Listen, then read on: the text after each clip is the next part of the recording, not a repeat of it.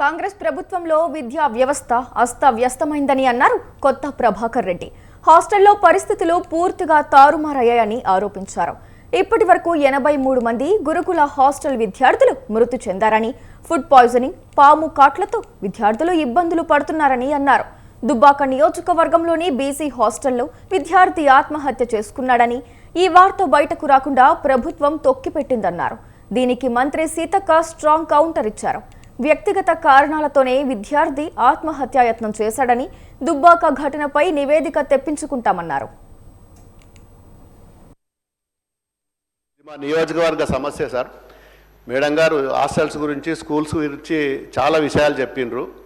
నిన్న మా నియోజకవర్గంలో జ్యోతిరాజ్ పూలే హాస్టల్, బీసీలకు సంబంధించిన హాస్టల్లో 6వ తరగతి చదువుకునే ఒక విద్యార్థి మరి బాత్రూంలోకి వెళ్ళి తాడు తీసుకుపోయి ఉరేసుకొని మరి ప్రాణాయ పరిస్థితిలో ఇప్పుడు హాస్పిటల్ అడ్మిట్ అయ్యిండు. నీలోఫర్లో 2 రోజుల నుంచి కోమాలు ఉన్నాడు అధ్యక్ష.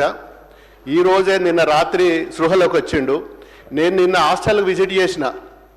ఏమైంది బాబు, మరి ప్రిన్సిపాల్ని అడిగితే ప్రిన్సిపాల్ లేరు, ఎవరు లేరు సార్. మాకు అడిషనల్ కలెక్టరు, ఆర్డీఓ గారు, కలెక్టర్ గారు ఈ విషయం బయటకు పొక్కకుండా చూసుకోవాల్సిన బాధ్యత మీదే అని చెప్పి ప్రెషర్ వేసింది సార్. మేమేం చెప్పలేకపోయినాం మీకు.